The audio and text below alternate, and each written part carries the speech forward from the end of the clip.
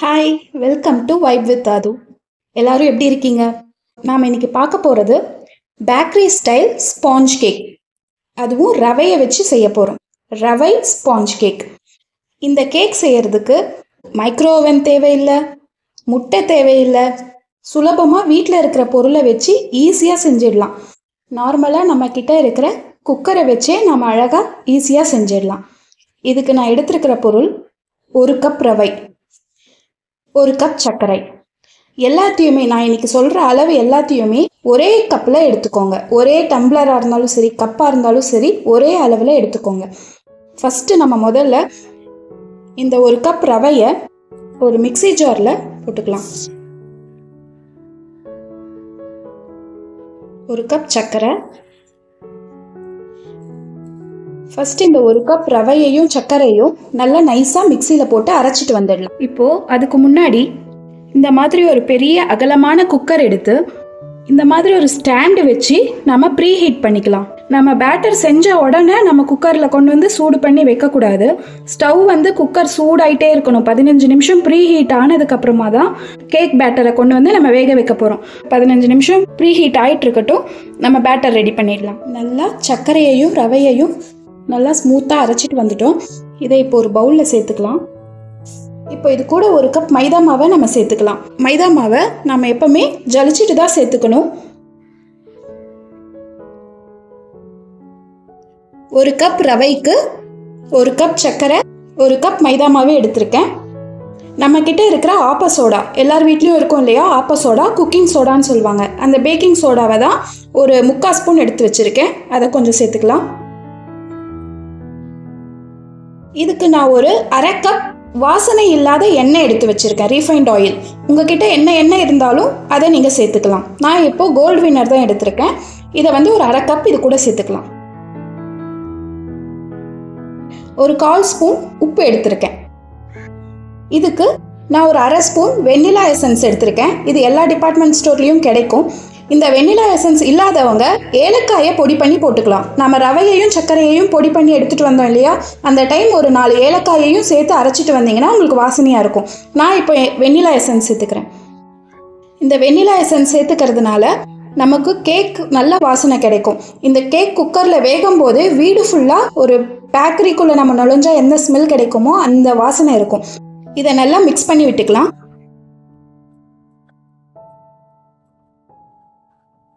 நான் ஒரு 3/4 பால் எடுத்து வச்சிருக்கேன். இதை கொஞ்சம் கொஞ்சமாக இந்த மாவில் சேர்த்துக்கலாம்.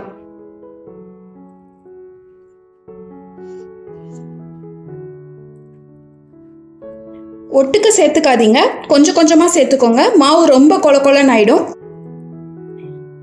நம்ம நல்லா கலந்து விட்டதுக்கப்புறம் நமக்கு எவ்வளோ கெட்டியாக இருக்குங்கிறத பார்த்துட்டு நம்ம தேவைன்னா பால் சேர்த்துக்கலாம். இந்த ரவை மைதா எல்லாம் ஒன்று சேர்ந்து நல்லா ஒரு கன்சிஸ்டன்சிக்கு வரணும்.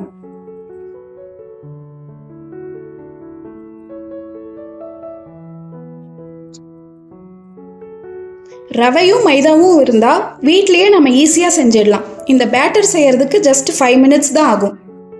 சாயங்காலம் பசங்க வந்தாங்கன்னா ஸ்கூல்ல இருந்து நம்ம ஈஸியாக செஞ்சு கொடுத்துடலாம். இன்னைக்கு என் பொண்ணு ஸ்கூலுக்கு போயிருக்கா. அவள் சாயங்காலம் வரப்போ அவளுக்கு நான் சர்ப்ரைஸாக செஞ்சு கொடுக்கலாம் அப்படின்னு தான் நான் செஞ்சிட்ருக்கேன். பாருங்க, இந்த கெட்டி போதும். இப்படி எடுத்தா இப்படி லேயர் வரணும். இதுதான் கரெக்டான அளவு. இப்போ பேட்டர் ரெடி ஆயிடுச்சு. இதை போடுறதுக்கு ஒரு பாத்திரத்தை எடுத்துட்டு வந்துடலாம். இப்போ நான் இந்த மாதிரி ஒரு அலுமினிய பாத்திரத்தை எடுத்து வச்சிருக்கேன். உங்ககிட்ட அலுமினிய பாத்திரம் ரவுண்ட் ஷேப்ல இல்லை எந்த ஷேப்ல இருந்தாலும் சரி, அதுலேயே ஈஸியாக செஞ்சிடலாம். அலுமினிய பாத்திரம் இல்லாதவங்க கூட இந்த மாதிரி ஒரு சில்வர் பாத்திரம் இருந்தாலே போதும், இதில் ஈஸியாக செஞ்சிடலாம். இப்போ என்கிட்ட அலுமினிய பாத்திரம் இருக்கிறதுனால நான் இதில் செய்கிறேன். இதுக்கு நான் இந்த மாதிரி ஒரு பட்டர் பேப்பரை உள்ளே போட்டுக்கிறேன். பட்டர் பேப்பர் இல்லாதவங்க நெய் அல்லது வெண்ணெயை ஏதாவது தடவி அதுலேயும் நம்ம இந்த பேட்டரை ஊற்றிக்கலாம். பட்டர் பேப்பர் போடுறதுனால கொஞ்சம் கூட ஒட்டாமல் ஈஸியாக கேக் நம்மளுக்கு வெந்ததும் அதில் இருந்து பாத்திரத்துலேருந்து நம்மளுக்கு வெளியே வந்துடும். இப்போ அதனால் நான் பட்டர் பேப்பர் போட்டிருக்கேன். இப்போ நம்ம செஞ்சு வச்ச பேட்டரை இதில் ஊற்றிக்கலாம்.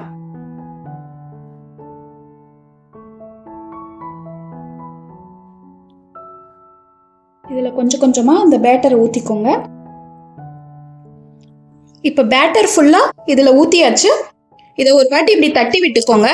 அப்போ தான் ஏதாவது ஏர் கேப் இருந்தாலும் ஃபில் ஆகிடும், சமமாக இருக்கும். இப்போ இதை கொண்டு போய் நம்ம குக்கரில் வச்சு வேக விடலாம். பாருங்கள், குக்கர் நல்லா சூடாக இருக்கு. இப்போ இந்த பேட்டரை இதுக்குள்ளே வச்சிடலாம். பேட்டரை வச்சாச்சு. இது நல்லா 35 நிமிஷத்துலேருந்து 40 நிமிஷம் வரைக்கும் நல்லா வேகட்டும். இந்த குக்கர் மூடியோட கேஸ்கெட்டையும் விசிலையும் எடுத்துருவோம். கேஸ்கெட் போட்டிங்கன்னா குக்கர் கெட்டு போயிடும். அதனால் அந்த கேஸ்கெட்டை எடுத்துட்டு வெறும் மூடியால் 35 நிமிஷம் மூடி வைப்போம். இப்போ நம்ம குக்கரில் வேக வச்சு சரியாக ஒரு 25 நிமிஷம் ஆயிருக்கும். இப்போ நம்ம பொடியாக நறுக்கி வச்ச இந்த நட்ஸை பாதி வெந்த கேக்கில் மேலே கார்னிஷ்க்கு சேர்த்துக்கலாம். பாருங்கள், கேக் நல்லா உப்பி மேலே வந்திருக்கு. உங்களுக்கு பார்த்தாலே தெரியும். ஃபஸ்ட்டு போட்டிருந்தப்போ கீழே இருந்துச்சு, இப்போ நல்லா மேலே வந்திருக்கு. அது இன்னும் வேகும். அதுக்கு முன்னாடி இந்த நட்ஸை நம்ம மேலே கார்னிஷ்க்கு ஆட் பண்ணிக்கலாம். இப்போ மறுபடியும் இன்னும் ஒரு 10லேருந்து 15 நிமிஷம் வேகட்டும். நம்ம அப்புறமா திறந்து பார்க்கலாம். இப்போ சரியாக 35 நிமிஷம் ஆயிருக்கு. கேக்கும் நல்லா கலர் மாதிரி உப்பி வந்துருச்சு. நம்ம இப்போ ஆஃப் பண்ணிக்கலாம். இப்போ நம்ம இந்த கேக்கை வெளியே எடுத்துடலாம். பாருங்க, கேக் நல்லா சூப்பராக வெந்து வந்திருக்கு. இப்போ இது நம்ம உடனே வெளியே எடுக்கக்கூடாது. நல்லா சூடு ஆறணும். சூடு ஆறுனதுக்கப்புறம் தான் வெளியே எடுக்கணும். சூடு ஆறாமல் நீங்கள் வெளியே எடுக்க ட்ரை பண்ணிங்கன்னா எல்லாமே அந்த பாத்திரத்துலேயே ஒட்டிக்கும். ஸோ இது நல்லா ஆறுனதுக்கப்புறமா நம்ம இதை வெளியே எடுக்கலாம். பாருங்கள், கேக் நல்லா வெந்து ஆறிடுச்சு. நல்லா சூடும் ஆறிடுச்சு. இப்போ இந்த ஃபஸ்ட்டு கார்னரில் நம்ம எடுத்து விட்டுக்கலாம். அப்போ நமக்கு கொஞ்சம் ஈஸியாக விழுகும். இப்போ இதை திருப்பி போட்டுக்கலாம்.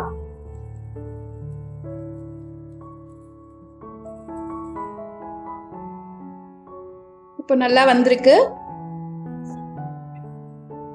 பாருங்க, பட்டர் பேப்பர் போட்டதுனால ஒட்டாம சூப்பரா வந்திருக்கு. இப்போ சூடு ஆறுனதுனால இந்த பட்டர் பேப்பரை நம்ம மெல்லமா ரிமூவ் பண்ணிடலாம்.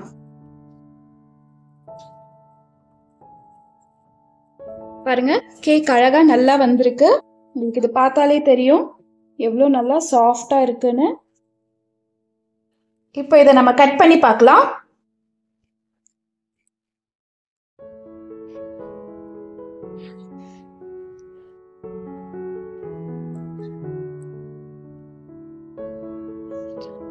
பாருங்க, எவ்வளோ நல்லா சாஃப்டாக அழகாக வந்திருக்கு.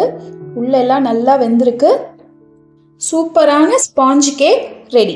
பாருங்க, இந்த ரெசிபி உங்களுக்கு பிடிச்சிருந்தா மறக்காமல் லைக் பண்ணிடுங்க. எங்கள் சேனலில் தொடர்ந்து புது புது வித்தியாசமான ரெசிபீஸ்லாம் போட்டுட்ருக்கோம். அதெல்லாம் நீங்கள் மிஸ் பண்ணாமல் பார்க்கணுன்னா சப்ஸ்கிரைப் பண்ணிவிடுங்க. பெல் பட்டன் கிளிக் பண்ணிக்கோங்க. இந்த ரெசிபி ட்ரை பண்ணி உங்களுக்கு எப்படி வந்துச்சுன்னு மறக்காமல் கமெண்ட் பண்ணுங்கள்.